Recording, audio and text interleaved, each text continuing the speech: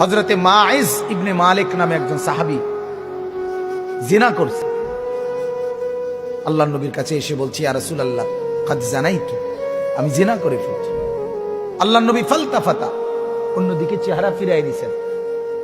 আবার তিনি বললেন ওইদিকে ফিরে গিয়ে, ইয়া রাসূলুল্লাহ আমি জিনা করেছি। নবীজি আবার চেহারা আরেক দিকে ফিরাই নিলেন। উনি আবার বললেন, ইয়া রাসূলুল্লাহ আমি জিনা করে ফেলেছি, আমাকে শাস্তি দেন, আমার উপরে হদ শরীয়তের বিধান কায়েম করেন, আমার আখিরাত পরিষ্কার করে দেন, আমার আখিরাত বরবাদ হয়ে যাবে নাই তো।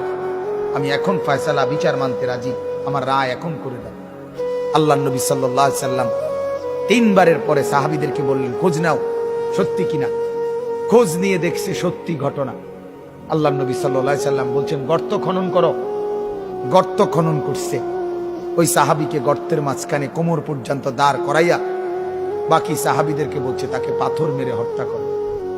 মুসলিম শরীফের হাদিস, একেবারে বিশুদ্ধ হাদিস।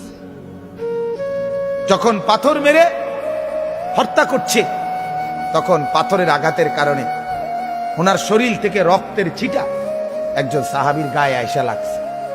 ওই সাহাবী তখন একটু বিরক্ত হয়েছে। বিরক্ত হইয়া বলছে, আহ, এক নাফরমানের রক্ত লাগলো, এক বদকারের রক্ত গায়ে লাগলো, তো মানে এরকম একটা বিরক্তি দেখাইছে।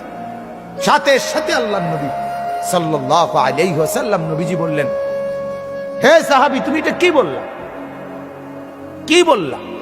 আমার এই মায়েজ গোটা পৃথিবী যা জানতো না, নিজের অপরাধ নিজে স্বীকার করে, নিজের শাস্তি নিজে গ্রহণ করে তওবা করছে। এটাই তো তার শ্রেষ্ঠতম তওবা।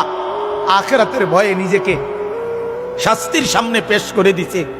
আল্লাহর নবী তখন বললেন, লাকাদ তাবা তাওবাতান, আরে সাহাবীরা শোনো, আমার এই সাহাবী এই মুহূর্তে এমন তওবা করছে, এটা তার এমন তওবা, লাউ কুসিমাত জামিউল আরদি লা ওয়াসাত, যদি তার এই তওবা বাইটা বন্টন করে পৃথিবীর সমস্ত নাফরমানের গুনার মোকাবেলায় তার তওবা যদি বন্টন করে, আল্লাহ তাআলা সবাইকে মাফ করে দিবে।